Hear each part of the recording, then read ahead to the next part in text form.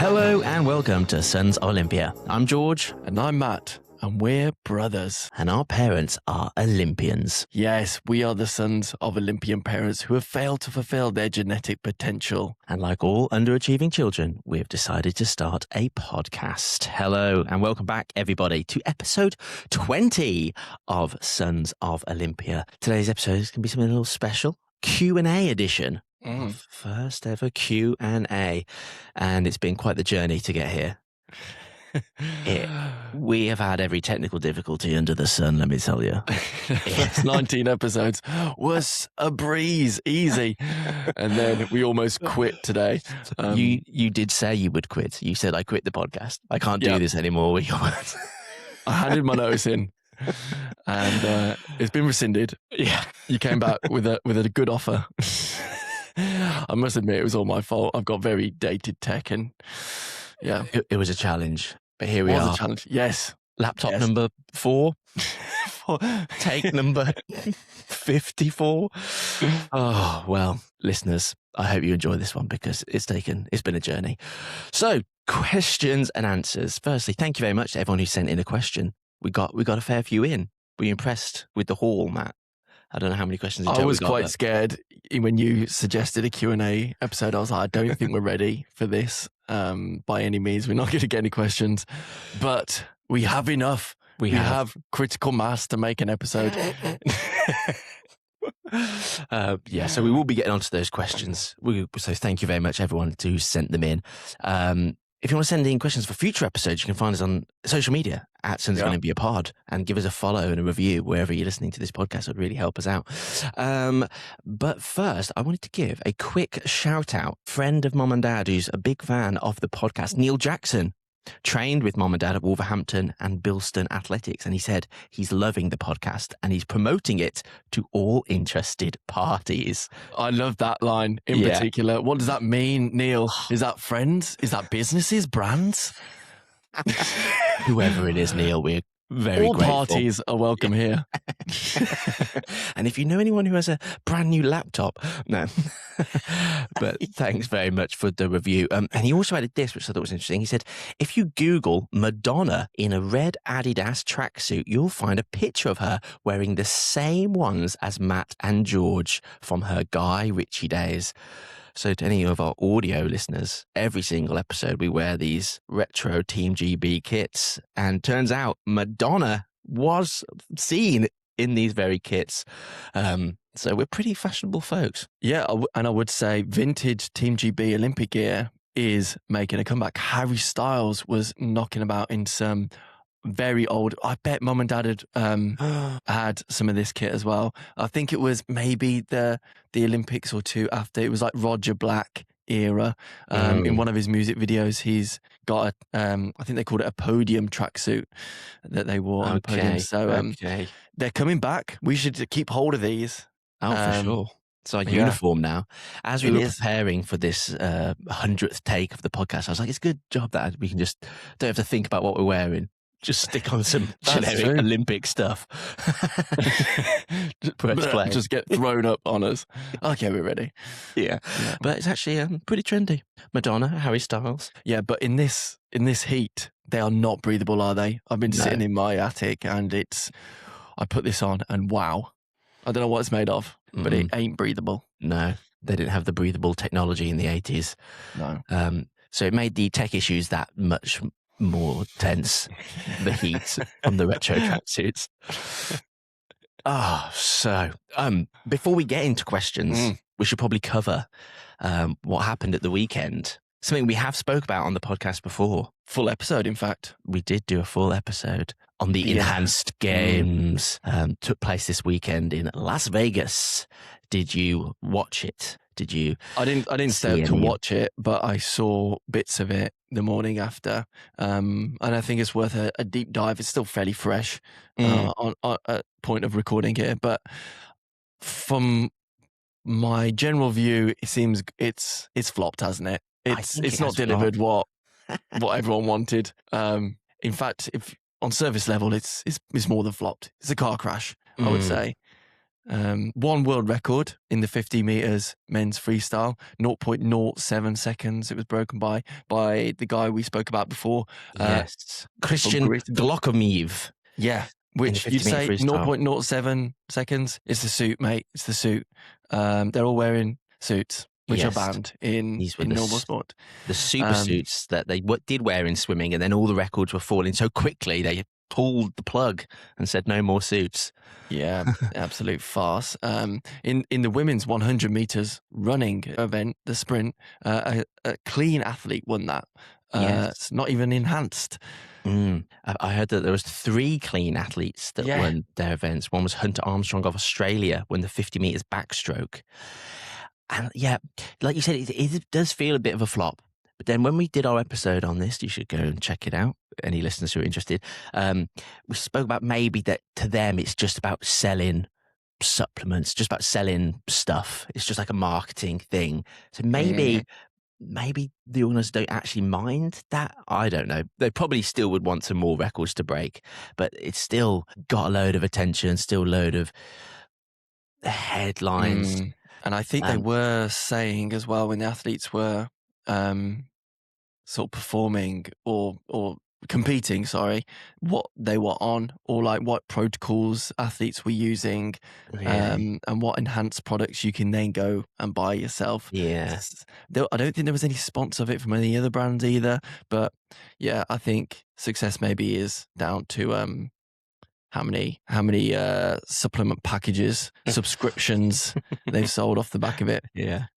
You'd think they'd definitely sell more if there were more world records broke, to be fair, but yeah, I think the 50 meters men's freestyle was the last event of the evening. I think until that point they'd probably paid more in prize money to clean athletes who would so that is the last event of the enhanced games was the only one to break a world record, and therefore there's a little bit of a conspiracy that I've seen online that the timing machines were a bit jigged. So to like guarantee like whatever happened, they would get a world record in that race. And apparently there's no governing body to check that stuff, right? It's all in-house, it's all the enhanced games. So that no one will look into that. Big boss coming into the the office being like, guys, give me a world record now. They've still got a whole leg to go. Just press stop. So when I watched the video on that, someone was trying to like freeze frame it to see where he is when it hits 20.81 or whatever, and he does look like he's a little bit away from the wall. You can't see his arm. Maybe he has long arms. I don't know. Yeah. Interesting stuff, but I'm quite happy it was a bit of a flop, to be honest. Yeah, I wonder if it will continue though, because I don't think anyone really wants to be there. All the sort of clips I saw on social media seem to be from influencers who had clearly been paid to go to cover it. So, and even like BBC Sport and stuff, you go on the homepage, it's not really covered there. There's been a few bits on social media from them, but they're not really covering it on the mainstream media. Maybe they would have if there was more world records. But yeah, I mean, the men's 100 meter sprint, that was like 9.97, I think. Yeah. Way off. It's a joke, really. It's like laughable. I mean, Mum's PB was faster than the women's 100 meters. Really? Yeah. So that's so good. Yeah. And again, the 100 meters, you want that to be right.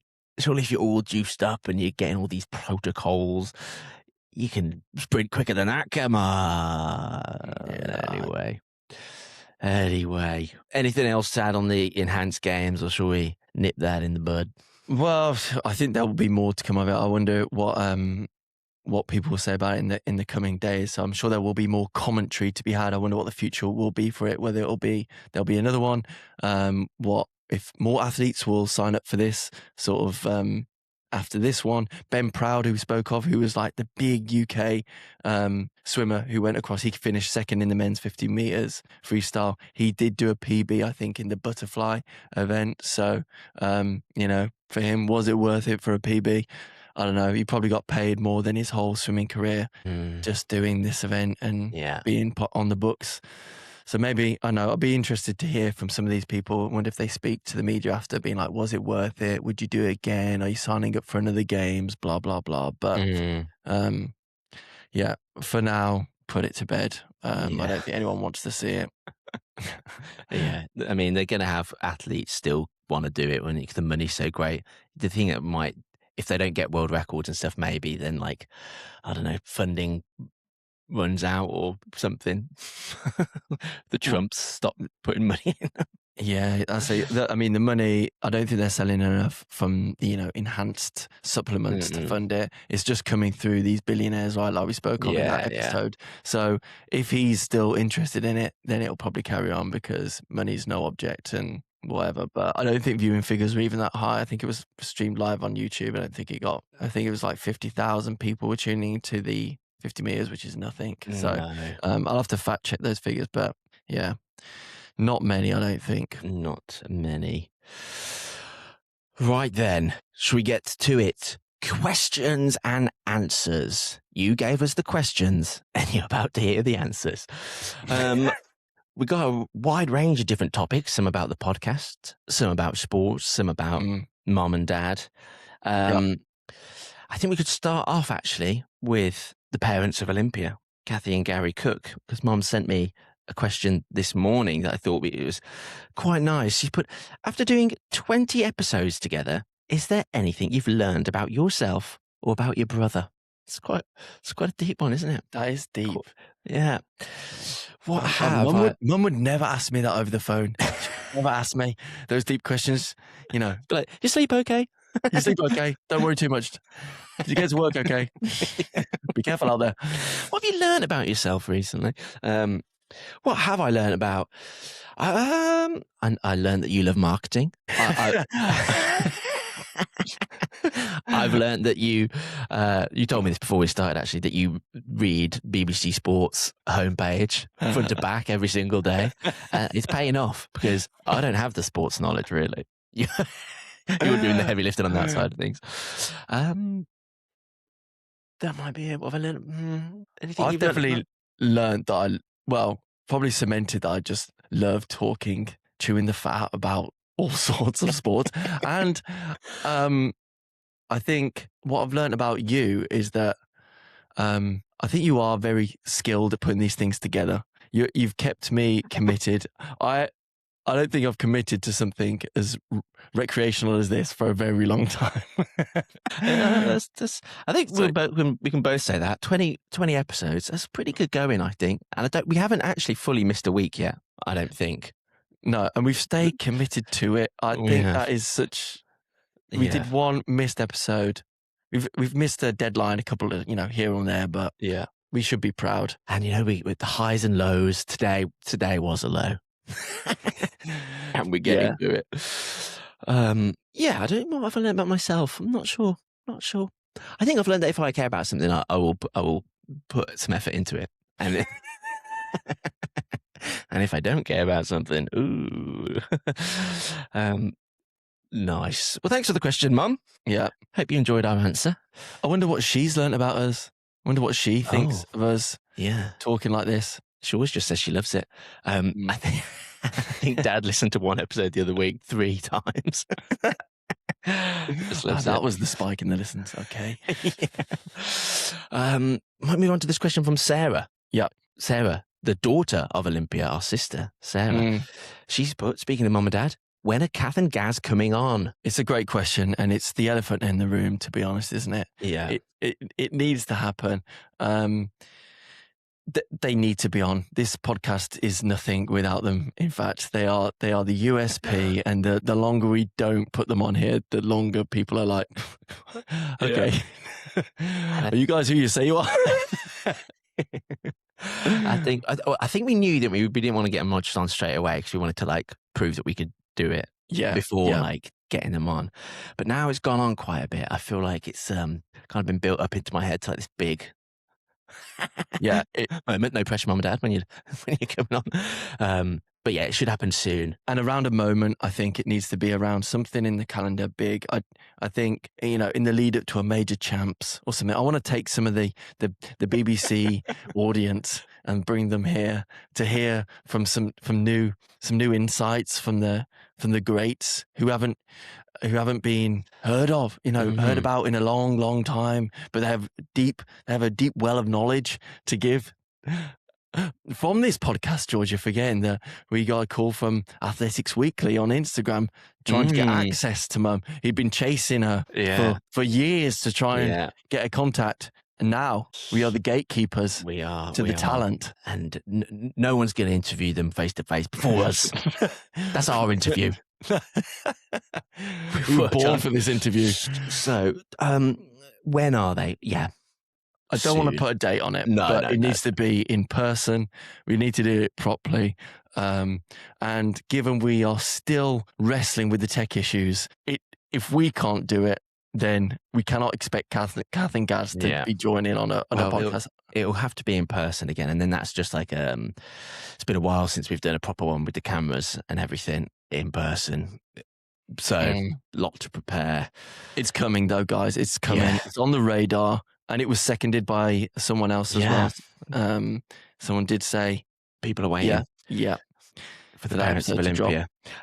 Side question to that one. Sarah, when are you coming on the podcast? Daughter of Olympia. Surely we can get you on at some point. Yeah, we want to hear about from the ladies' side of things. Yeah. What was it like for her? Let's get some feminine energy into the podcast. As the oldest sibling as well. Yeah. Life was so hard for her. Oh my God. Kathy Cook's one and only daughter. Must have been tough. Yeah, jeez. And you look just like her as well. God. Oh, the spitting image. Yeah. I got a question for you. Yeah, we'll get her on. We'll go on. I've got a question for you, George, then. I'll do this one. Best moment of the podcast so far, coming from from another Instagram profile. Can't see who this is. a certain George Kiku. Hey! Best moment of the podcast so far. There must be a couple. Yes. So let me just get my notes because I was thinking, I think it probably was that Saturday morning. We were both at Mum and Dad's for some reason, and we had the message in that I was with Mum and Dad, I think, and you weren't. We weren't together. We weren't together. Of course not. We were doing it apart. I've remembered this all wrong. Yeah, but anyway, you were with Mum and Dad. Surely I was with Mum and Dad. It's not important. Wherever we were, woke up to a WhatsApp message saying Steve Cram's interested in going on the podcast live from the Winter Olympics. And we didn't have much of a window about when it could be ahead of the big curling final. That was pretty exciting, right? I hadn't had a guess. Don't know what episode this was. This must have been like 8 or something. Yeah. Maybe 7, 8. It was incredible. It was scrambling around. Steve Cram wants to speak to us. Are you kidding me? Actually, I think that's stretch, really. It was, do you want to speak to Steve Cram for 5 minutes? Via his partner. Alison Kirbishley, shout out. Very exciting, wasn't it? During the middle of Olympic Games when he's on the night of the men's curling final. Are you kidding me? Are you kidding me right now? It would have been great if we'd have won the final, but it's still very exciting. It was great to the stadium was right behind him. We were basically broadcasting to the Winter Olympics. Yeah, good stuff. I also just like the first couple of episodes, the first bit of feedback coming in from the fam chat. Yeah, first episode, nice. Still our most listened to episode as well, by the way. Yeah. Good title though, isn't it? Our parents are Olympians. Yeah. We need to do another one. Yeah. Did you know our parents? Yeah, our parents are still Olympians. Just to remind everyone, our parents are still Olympians. And then it's exciting when you get a clip go viral, isn't it? Oh, yeah. The marathon was good for us. Yeah. It served as well, didn't it? Yeah. What about you? Any good moments? All of the above, I would say. Also, I know we've not had many, but the written interviews on Apple Podcasts, I think, were very nice. The two reviews. Reviews. What did I say? Interviews. Sorry, not interviews, the reviews. By people we don't know, just nice people who have gone, I'm going to write a comment here, and I just love that. It makes you feel. Oh, it does, doesn't Makes it? you feel good, doesn't it? Let's give Binge and Stroll another shout out as well. One of our Been to most- Stroll, yeah, she's gone quiet recently. Oh, Hope she's all right out there. but all yeah. that support is fantastic. Yeah, it We is. love to see it. And this links on quite well. Bristol Scenes has said, goal for the next 20 episodes. Do you want to vocalize any goals for our next 20? 40 episodes in, approaching a year by then? No, Yeah. not quite, but yeah, almost. Also, for the next 20 episodes, it would be nice to get another guest. We've put some feelers out, haven't we? Had a few nibbles. I don't say anything just yet. Definitely, Mom and Dad. That's got to be within the next 20 episodes, I think, for sure. Yeah. I don't know what else. I think just getting to 40 episodes would be nice. And I guess that we don't lose absolutely every listener out there. It would be nice to see that things are going in the right direction. So I think that is a goal, isn't it? To grow Sons of Olympia. Yeah. And keep it going. I think that's probably the hardest thing is to Yeah, keep it going. Yeah. But yes, who knows, where At the end of the day, we enjoy it. We've had a As little long as we nibble keep from- enjoying it. Exactly. Might even have the Weetabix sponsor. Oh my gosh. Well, she's gone quiet. Oh, great. For the people who don't know, we did do a call out saying we want to be sponsored by Weetabix. And then we did somehow get someone who works for Weetabix saying they'll see what they can do. It's a little over a week ago now. It's not dead in the water, George. Big deals take time. Big deals take time. Yeah, but my hopes are crumbling like a dry Weetabix biscuit. I have faith. Yeah. Nice. Let's see what I've else? got a good one here. Okay. Have you got any podcast ones? I think that might be all the podcasts. Because I think we can go on to a new category of questions. Okay. Now, okay. a slight group which is kind of linked to hypothetical things, and also Alex, we got a nice one here about us growing up from Gladders89. Alex Gladley, did you have any idea how good your parents were at running when you were growing up, or did you think that was normal? It's a good question. It's a good question. We spoke about this, didn't we, a little bit in episode, one of the first ones, because I don't think I did. No, same. No, yeah. We never saw them running full pelt, never saw them race. No. Only thing we did, that YouTube wasn't the thing. Yeah. The VHSs weren't out to watch their races. We didn't go to like really athletics things. We had no concept of what fast was. Yeah. I don't know. The appreciation wasn't there until I think we spoke about this in the first one when we got the medals out and a journalist came to our house, took pictures and ended up in the paper. That was a bit of a moment. Yeah. But it really wasn't, was it? It really wasn't. No, they weren't running kids' it. sports days. Mum wasn't, or Dad wasn't rocking up and dominating sports days. Yeah, so I guess no is the answer. Yeah. I think. I mean, even now, I still don't like when you said Mum's PB would have won the enhanced games. That's a fast time. That's a fast lady. Fair play. And again, I always just think it's so interesting how running would have just been like such a completely different like sport back then. Do you know what I mean? Like there wasn't like now, like everyone runs. Where like something I would like to ask Mom about, like what was it like growing up as like a young woman who was extremely talented at running in a time when it was probably still a bit, I don't know, definitely not the norm for people to be running. And having kids almost signaled the end of your career, wasn't it? It was like, well, I have a kid, and people were having children earlier. Now we talked about Alice and Felix in maybe last episode or one before, coming back at 40. Jess Ennis returned after not having a kid. I wonder now if Mum had been around in this day and age, she would have had Sarah, and then maybe returned to competitive running. We wouldn't be around then, so glad she didn't. Yeah. But this podcast wouldn't have happened, so thank God.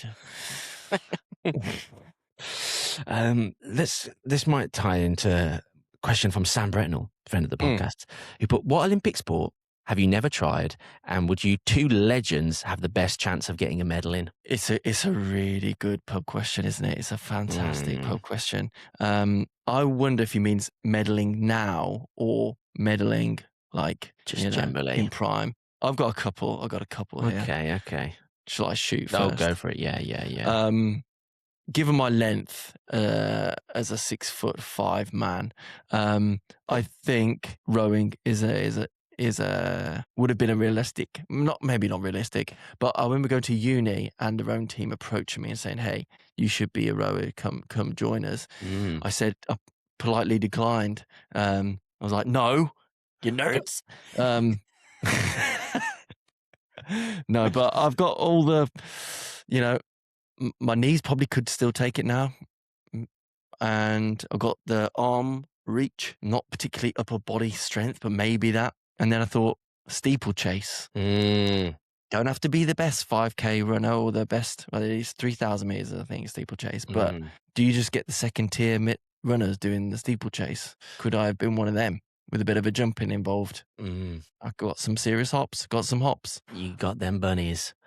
I don't know much about the steeplechase apart from that me and Sophie, when we were in New Zealand, we stayed with the brother of Geordie Beamish, who was the world champ in the steeplechase. So we were living Yeah. with his brother for a week. And Mm. Geordie Beamish had an crazy run in that steeplechase, fell down, got stepped on in the face, came back, got I into the remember final that and then guy. won it. Yeah.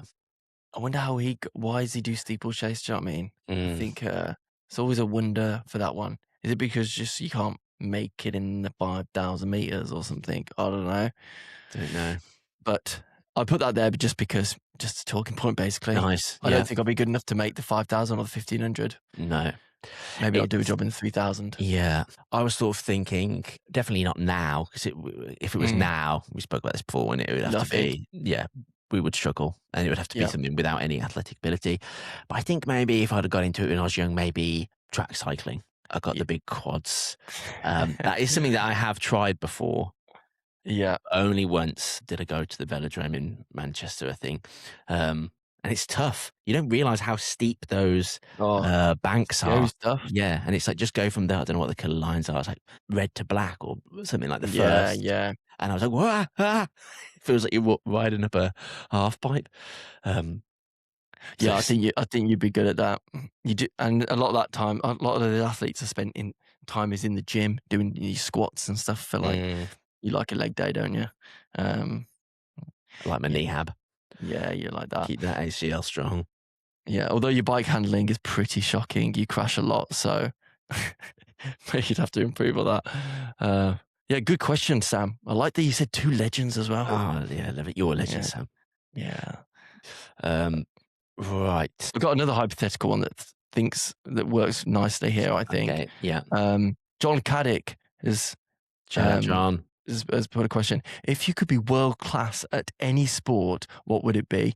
And he's in brackets. He's given us some things to think about in our answer: longevity, money, lifestyle. These things to consider in the answer. That's tough. I would just love to be great at basketball. It's cool. The money's there. You can, once you retire, there's a lots of options, I reckon. You still got the street cred, going to the Yeah. movies. That's a good one. Go to the movies. Get in the movies. Oh, I don't get know why in I'm the thinking movies. that. I'm just, Michael Jordan's in Space Jam, that's all. I can't think of any other basketballs turned actor. But that'd be good. But they do play 82 games a season. Yeah, and you've If you're in travelled the all over the NBA. place because I thought about basketball as well, and it's also I don't like how you can just be traded like this. That's tough, yeah. Over one night, someone can decide, the GM or whatever goes, we're trading you to East Coast, West Coast, whatever. You can have to move your whole family, all your mates, everything. You've just gone in an instant and you're gone. Yeah. I wouldn't like that. No. And you hear horror stories about sometimes they're like on the plane and then someone comes and goes like, actually, you got to get off a second. You're moving out of New York and you're going to Denver. Yeah. Like, and then you could be being traded to then be traded. So you're just this little piece. So I think, but maybe that doesn't happen if you're world class. Your Steph Curry's aren't getting traded around. And well, they say that LeBron James has done a few dips and dives, but maybe he wanted that rather than being traded. on So his terms, yeah. Other stuff I think it would be cool to do. I don't know, skateboarding. That's it. I think Something. being good at skateboarding is such a cool thing. If no one knows about it, and then you start busting it out, immediately people go, "Okay, that's nice. Yeah. It's very nice indeed." I had tennis. Similar reasons. I think being a tennis star would be very good. The one thing that put me off is it's individual, isn't it? And I think that is a bit of a scary thing. And obviously all the pressure would be on me at Wimbledon every year. That would be very tough. But then I came to an epiphany, found a sport that I think is just bang on, like surfing. Yeah. World class at surfing. You're living by a beach and you get to go to the Olympics. The money probably isn't massive, but you're living by the beach. You probably have everything you need. Your job. Just go live by the beach. Did I mention you're living by the beach? Yeah, it would be a cool one, but that's pretty individual as well. I guess there's community. It is, but it's vibes, isn't it? Yeah, it's just vibes. What about skin cancer? What about it? You're in the sea a lot, getting burnt. That's not what I'm thinking about when I'm in the sea. I'm thinking about the sharks. What about the sharks? Yeah, that's what's his name? Mick Fanning actually did get attacked by a shark in a world, in like a world championship event. So, and I do get scared of the deep sea. I must admit, it's one of my biggest fears. So, yeah. I mean, I've just been snorkeling recently, getting into a snorkeling. Shame that's not an Olympic event, but even that, I'm a little bit like, oh, something could be out there. Something's definitely out there. Yeah. Walkers in Cornwall. I know. Even if I saw a seal, I still think I'll be like, bah! like big time. You were big. But yeah, the ocean's scary. We're getting distracted. But surfing is a good one. Yeah. I think that's nice. Obviously football. I mean, but it's just every person wants to be good. Also, at maybe then just sprinting 100 meters. If you're like person in the world. Yeah. I mean, come on. Yeah. That's a lifestyle, isn't it? I'm the fastest person in the world, actually. Sound. Let's see. This is sort of sticking with us, this question here. Let me see if I can see who sent it in. Oh, this was by illustration by Silkworm. An amusing handle there, but they put any embarrassing sporting anecdotes from us. Yeah, this was a good one when it came through. Immediately I go to, have I had a toilet issue at some point, is what you think of as embarrassing. I don't think I've had many toilet problems. I don't think I've actually had that many embarrassing moments. I don't think. I had a couple, but they're not.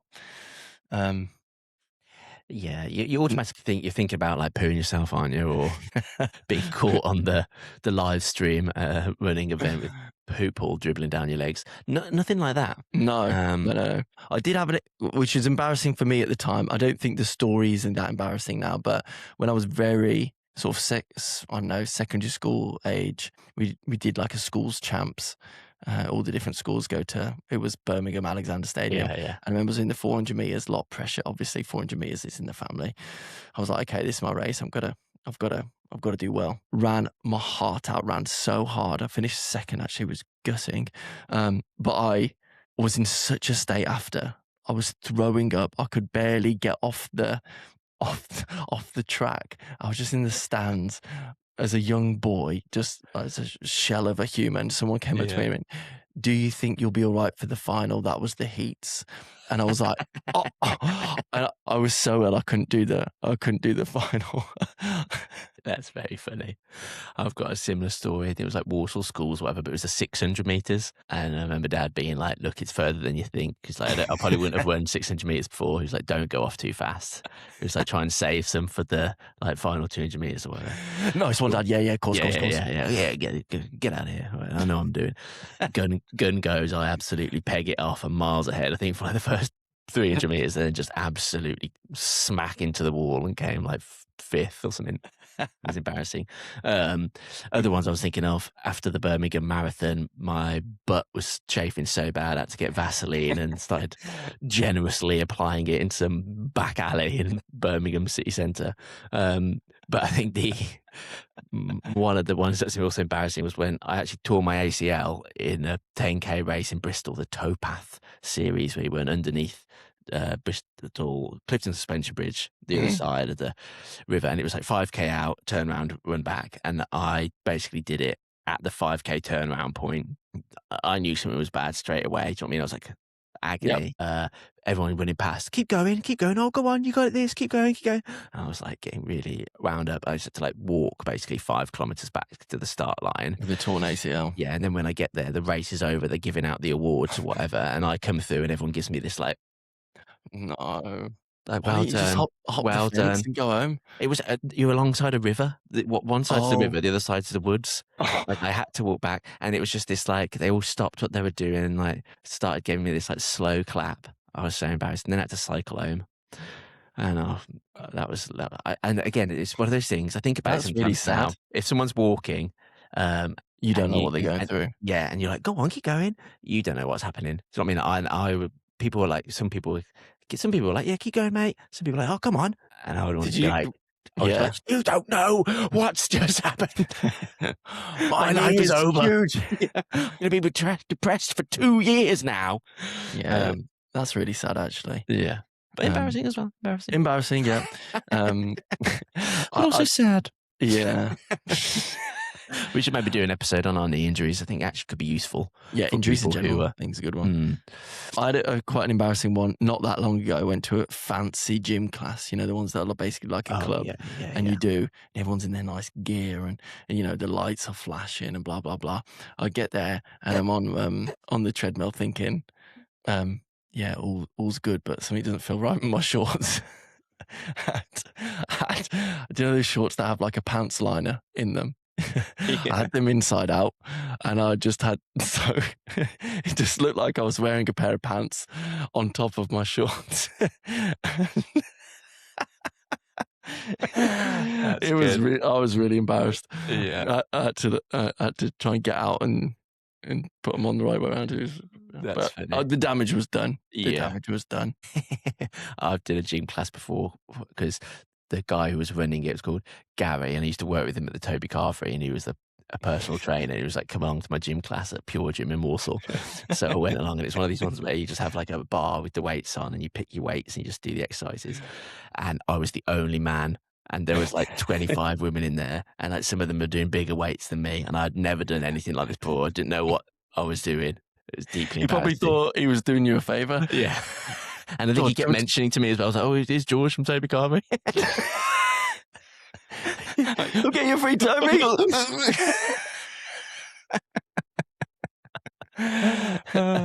Oh, that's fantastic. I think that might have been the last gym class I did. 15 years ago. Okay. Right, let's keep on moving. Yeah. Here we go. Here's another one. Ralph Wilson. We know Ralph, don't we? Fastest gingerbread man in the Northern Hemisphere. Shout out, Ralph. Shout out, Ralph. Great question from Ralph here. Most underrated athletes of all time. I love questions like I this. struggle with this one again. This is when your reading of the BBC homepage comes in handy. Yeah, I've got a few here. Okay. So firstly, Kathy Cook, I think, is the most That's underrated fair. athlete of all time. Let's be honest. I think she takes the biscuit. We've talked about her before. Multiple British records held for over 30 years. Bronze medals in the Olympics in an era full of enhanced dopers. Half of them are dead right now. Come on now. That's the answer. That is the answer. I'm Our sorry, mom but is the most underrated athlete of all time. yeah, but you know, that's the simple answer, isn't it? But I'm going to shout out a couple of here that you wonder what you think. Andy Murray. Reasons being, I know he's a sir. I know he has been recognised, but people see him as like part of the big four with Federer, Nadal, Djokovic. But people poo-poo him still. Go, you don't deserve to be in that category of athlete. Can I just remind people here how good Andy Murray was? In the era of prime Federer, prime Nadal, prime Djokovic, he still won 2 Grand Slams. He was consecutive Olympic champion. He was also world number 1 for 41 weeks. in that era, and he won 46 ATP titles. This guy in any other era is a beast. And I just think he doesn't get the credit he deserves. So that's me on Andy Murray. That's a good one. People just say, "Oh, I look like Andy Murray." You do have Murrayness about you. Which thing? Curly hair, beardy. Yeah. Incredibly athletic. People don't like him though, do they? It's a bit of a shame. I don't understand. People didn't like him, but then when he cried and showed a bit of vulnerability, I feel like the nation warmed to him. Because I loved, what really got me going with Andy Murray, because he lost the Wimbledon final in the summer of 2012 to Federer, truly gutting. And then he got to the final of the tennis in London 2012 against Federer and swept him in straight sets. What a comeback. Mere weeks apart, this guy has the mentality to turn it around. Just hero, an absolute hero. I love Andy Murray. I've got another one. I'll keep going for this for all day. I mean, keep going. Kelly Sotherton. Heard of her? I have heard of her. You'll have to remind me. She's a British heptathlete. She's won 3 bronze medals in 2 Olympics. You think for a heptathlete, what are you doing there, Kelly? Well, she did in Athens. She won bronze in the heptathlon. So this is 2004. And then in Beijing, she finished 5th in the heptathlon. Finished 5th. And she was also part of the 4x400 meter relay team. Good speed did Kelly have, but she also finished 5th in that as well. But 2 teams in the relay were found to be dopers in the future, and 2 competitors in her heptathlon were dopers as well. So she was robbed of her bronze medals in that Beijing Olympics, and she got them later on, years down the line. But I feel like Kelly is someone she was overshadowed by Denise Lewis, who was the Olympic champion, I think, in Sydney, and then Jess Ennis came after her. But I think Kelly Sotherton laid the path for Jess Ennis as well, and I don't think she gets the credibility she deserves because she was robbed of those podiums at the time. It's just so sad, isn't it, that this is what the dopers do? They don't just rob you of a finish of something in history. It's that moment. It's taken away from you. And like you said, if she'd have got that Olympic medal at the time, then her life would have changed after that. Do you know what I mean? The snowball, you've got an Olympic medal, then you're suddenly invited on the One Show. Then you're on the One Show, then next you're on Good Morning Britain, and then next thing, Hello Hollywood. You don't get your Olympic medal, and then that happens. So you don't know what is. And again, it's annoying that they do that now. They retroactively go back and award medals if people have cheated. Where's Mum's medals? Yeah, exactly. That is a good one. Again, thinking about where they come. Do you know what I mean? If there are other athletes from the same country that have achieved stuff around you or before you, that can impact how you're seen in the conversation. Because one of mine I was thinking of Chris Froome because he won the Tour de France 4 times. Right, so he's obviously one of the best to ever do it. But again, I'm not hugely tuned into the world of cycling. You have to film me this. But because Bradley Wiggins did it first and had all the success in the Olympics, and he was the man of the moment, the coolest guy in cycling, Chris Froome then came along and just seemed a bit. It felt like no one cared, even though he won it afterwards multiple times. And I think that's interesting because surely he's one of the best road cyclists Britain's ever had. And probably and maybe he's in that best to ever do it, really, in some regard. But isn't that interesting? Because he's not really. You don't think of him when you think of British cycling. And I wonder if that's because he was brought up outside Britain. So he was raised, I think, in Kenya. In somewhere in Africa, anyway. But he did, obviously, he is British and represented Britain. And I wonder if there's something about that, because Bradley Wiggins, very, brought up in London, working class guy. Yeah, exactly. Had the story, had the personality. Chris Froome was just a robot, wasn't he? Yeah, he was just a beast. Got on with his job. Didn't have the social media, and probably didn't care for going on the One Show. Madness. But that link of maybe being raised in another country rings true with this other athlete I had called Sky Brown. We heard of Sky Brown. Yeah. So she's actually the youngest ever summer Olympian, in 13 years old and 28 days when she represented Wow. Britain in Tokyo in skateboarding. She's 2-time Olympic medalist now. She won bronze as well in skateboarding in Paris. She's a 2-time world champion.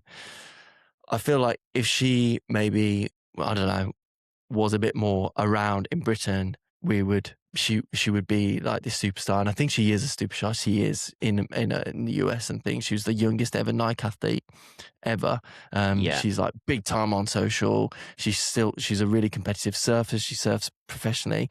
So she does everything. But maybe it's just because those sports are also not really practiced in this country means I that think we there's don't just recognize that. I mean, she sounds so American, doesn't she? Like she lives Yeah. in America. I think one of her parents is actually Japanese as well. So she could have represented Japan There's something as well. definitely that you can imagine, like the public not getting as behind someone who's like, yeah. Yeah. Yeah, for sure.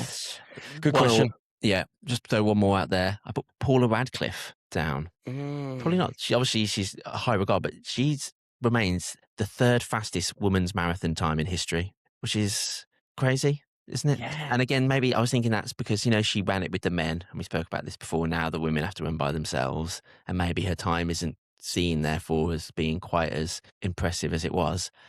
But that's mad, isn't it?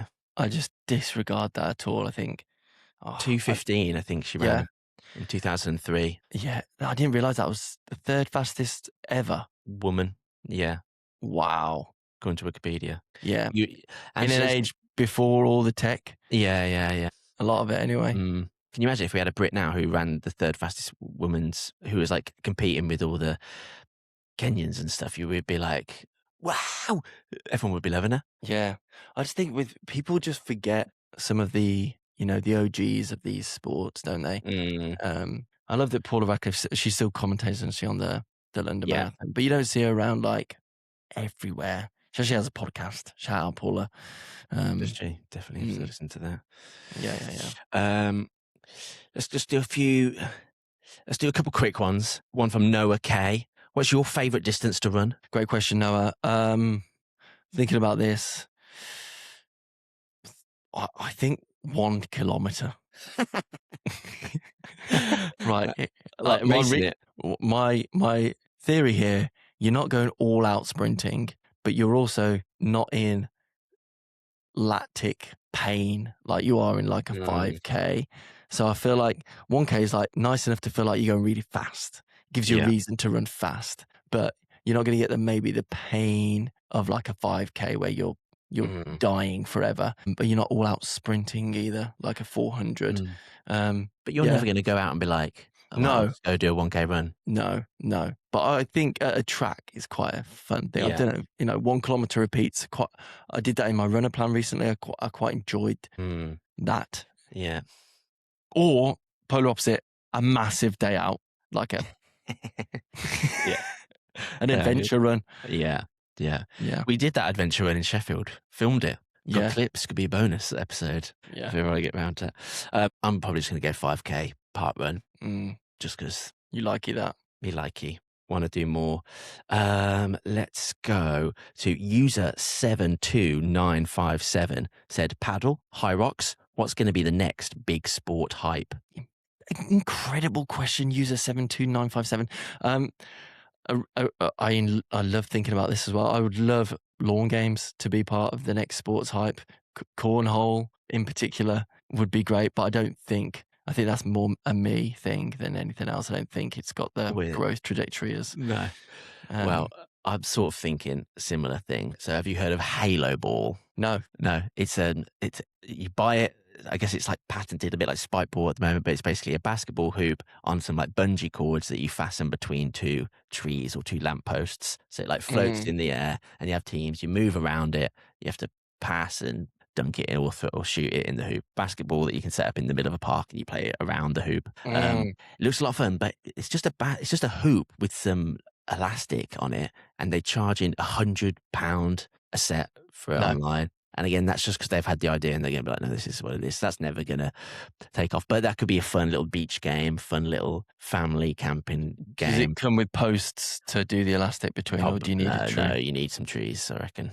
Oh, okay, yeah. Mm. I haven't Looks heard of fun, it. though. I'd like, yeah, it does sound fun. I do think you're on the right lines with spike ball, though. I think that is still growing, and that's grown by 300% since 2018. More than 5 million spike ball sets have been sold Really? globally. I feel like you still don't really see it that much. I expect to see it at the beach or on a park on a sunny day. In Bristol, sometimes you would see it out on the downs. If the sun came out, you might get some legends getting the net out.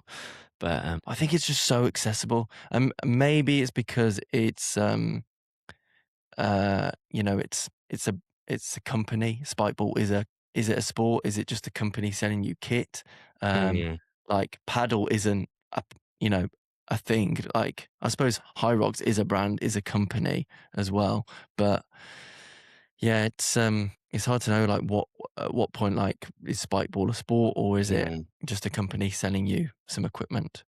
Like no one owns volleyball. No. Trademarks that. So maybe they would anyway. have if it got invented today. Someone came up with a volleyball. Yeah. I don't know. Don't know how it works. Yeah. Got some great running ones in. Should we knock through some running questions? I love this one coming in from Sophie. Biggest running ick. Yeah. Good question. Good question. What any listeners who don't know what an ick is, it's just like something gives you icky. Ugh, I don't like it. Yeah, it gets on your nerves. Yeah. What I don't like about running, you see it online sometimes, it's just like any time someone's complaining about what someone else is running in or well, like when they go like, oh, why are you wearing a hydration vest if you're running a 5K? Because they want to carry some stuff and they want water. What's your problem? What are you going on? Or if like, oh, why are you wearing your super shoes to do your park run? Because I want to run it really fast. What's it to you? Like, let me just run in whatever I want to run in. That winds me up. However, I'm extremely the other end of it is that I can't get on board with the big sports sunglasses, that look like they're on skiing or something. Like giant, like really fancy cycling ones that are. Yeah. I'm like, what are you doing with those? Wear what you want while running. No, don't complain about it. But I think maybe it's just because I don't really wear sunglasses. So every time I see, I don't know. Yeah, that is a bit icky. I got a couple of here. One you reminded me of by saying running in the park when it's like a bit warm, but like fine. Guys who run with their top off and then tuck it into their shorts to run. It's like you've got the t-shirt. It's not even that hot. We're running in the UK. Let's be honest here. Everyone else is running in just a t-shirt. Why do you need to take it off and like actually make it more inconvenient for yourself by tucking it in to your shorts? Annoys me. What happens if they just want to get a tan, get that vitamin D, get some sun exposure? No, they're not. Sorry, George. They're not doing it for a tan. They're doing it to be posy. It's probably a High Rocks guy running in the park. Yeah. When the top's off and they still have the heart rate monitor on. I have done that before. So no, George.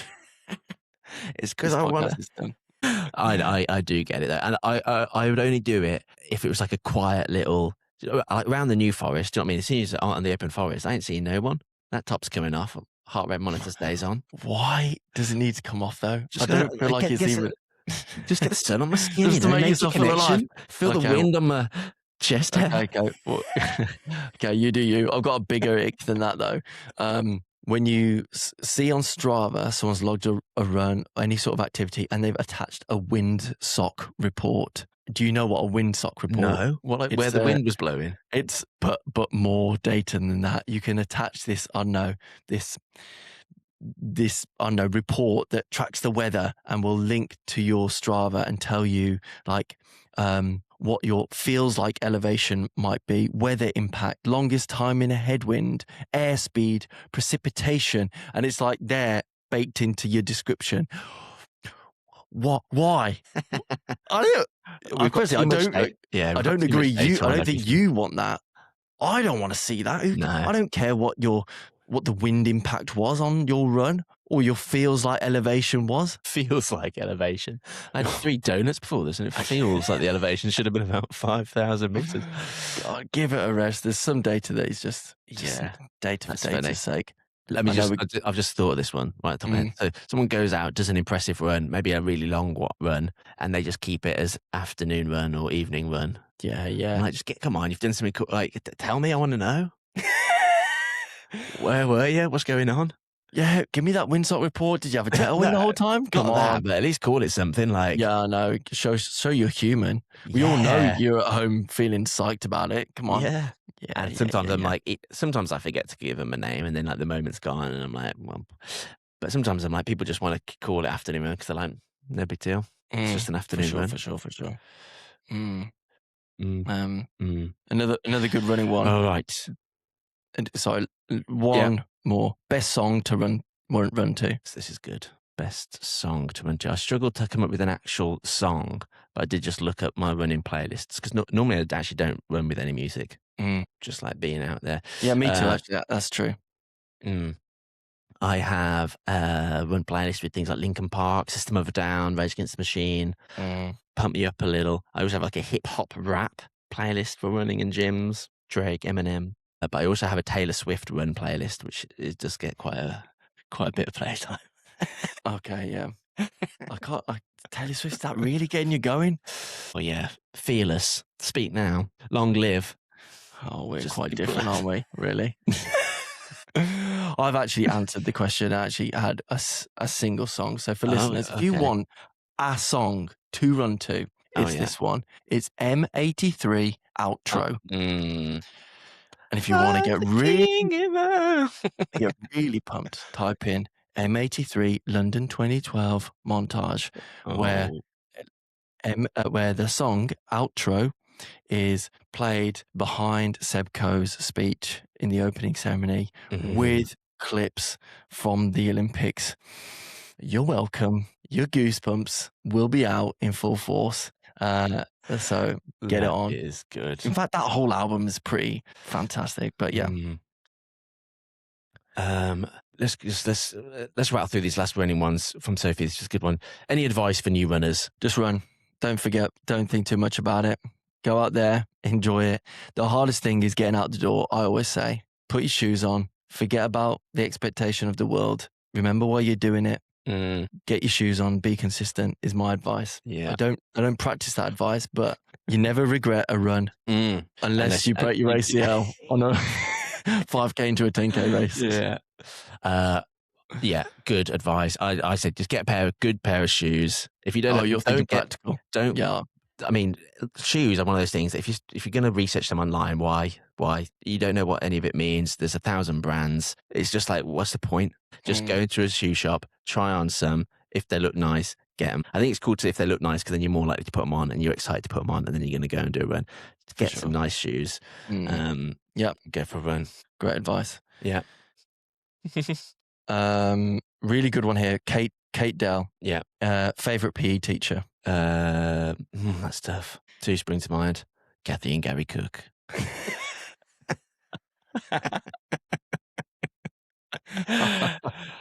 I think it means that's taught you because they didn't teach us. They didn't teach us. I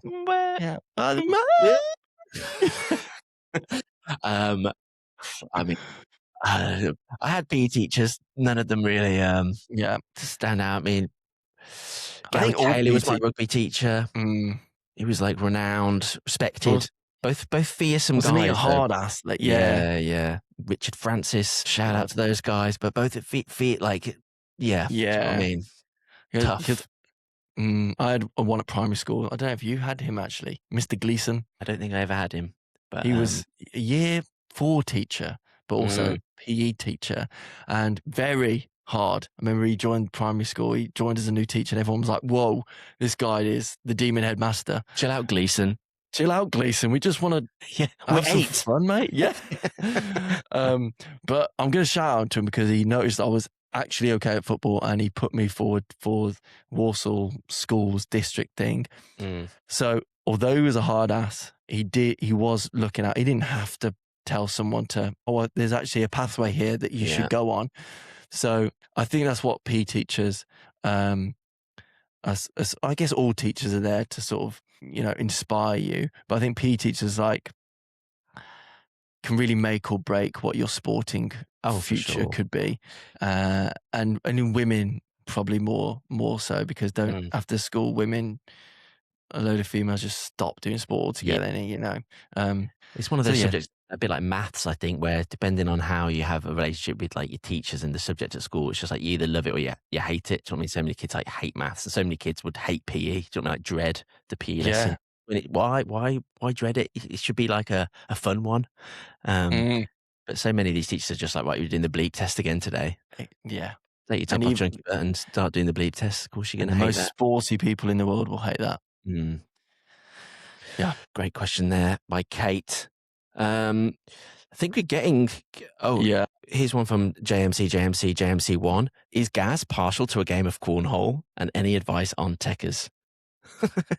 You know what? I don't think Gaz is even aware of cornhole, but he would. He would be Well, good. he is, because he definitely listened to the last episode at least 3 times. But he would love it, wouldn't he? He would Yeah. love it. He loves these sort of things. We had a question actually come in that I forgot to ask Dad, but someone asked, he was like, I heard a rumor that your dad could do a 13-second 100 meters backwards. I think that might have been Alex Jones. I haven't written it down, but it came in on Instagram or something. And I was like, I'll ask Dad, and then I forgot. So there's something we can feed back in next episode. Wow, what a I way know. to Surely finish. not. Surely not. We got to read this one out as well. Uncle Paul, the living legend, said, against which other pair of sons or daughters of Olympia would you back yourselves in an arm wrestling competition? This is a tough question because all the sons and daughters of Olympia that we know are Olympians. You don't tend to hear about them if they go on to do nothing. That's true. Yeah. So I reckon there are probably quite a few that we would actually. Yes. No, I'm not that strong. Let's be honest. So yeah, I'm probably not doing particularly well, to be honest. I'm probably getting battered. Yeah, it's tough. Can't name any. So yeah, if any, the ones that did make it are definitely beating us. Yeah, because they made it. I'm sure there's plenty of other losers out there who had Olympians as parents that we could take on. Yeah. Right. Oh, have we got through them all? I mean, this is probably our longest episode to date. I think John Caddick came back with a double. Yeah, let's do his other. Hardest sport to get a gold in, genetics or hard work, including that. So he's put African marathon runners, obviously very hard for any person, any African to make it to the Olympics, let alone win gold. Full stop, just because of the sheer numbers, your chances of getting there are slim pickings. I had a couple of sports that sprang to mind. I think some hard ones that to get gold in are maybe sports that have elements that are outside your control. I'm talking like your speed skatings where someone could crash into you, your gymnastics, your figure skatings, these that have like lots of variables, lots of elements that could go wrong to win gold. Things, I think, for me, those were the sports I think are really, really hard to get. So it was like Simone Biles, what a beast to just be. Yeah. It's difficult. I'm not sure what it would be. I guess it would just be one of the more popular sport, the harder it is to medal in, surely. So your marathons, your running. I remember Rebecca Adlington once when she got a bronze or whatever. I think she was hoping for something more. She was like, "Oh, swimming's the hardest sport to medal in," and I just don't think you can really say that. Do you know what I mean? There's just like load. It's difficult to medal in every sport. I'm not sure you can really pick one that's. Because I mean, at the end of the day, you're against the best in the world to do it, and to be an Olympic sport, we've said before how much participation there needs to be. So all of them are highly competitive. It's hard. Swimming, if you're good at, people get multiple medals in different events when you're swimming. So surely that's not the hardest one. Let us know in the comments. And I've got one question that hasn't made it yet. Okay. Milk or dark chocolate? I think it was the first question that came through on Instagram. We appreciate them all. Yeah. I'm going to go milk. It's milk. It's milk. and specifically in Easter egg form. That's the answer. There it is. No further comments. What a way to finish the pod. Yeah. Well, once again, thank you everyone who sent in those questions. That was quite fun. I enjoyed it. Yeah. I enjoyed it. Yeah. When Maybe we should finally do it got it. episode 40. When we finally got everything to work, it was quite enjoyable in the end. It was. Well, thanks so much. Nice to talk to you, Matt. Thanks And everybody you, for George. listening. Yeah. We'll see you another time. Yeah. Bye-bye. Ta-da then. Bye. Ta-da.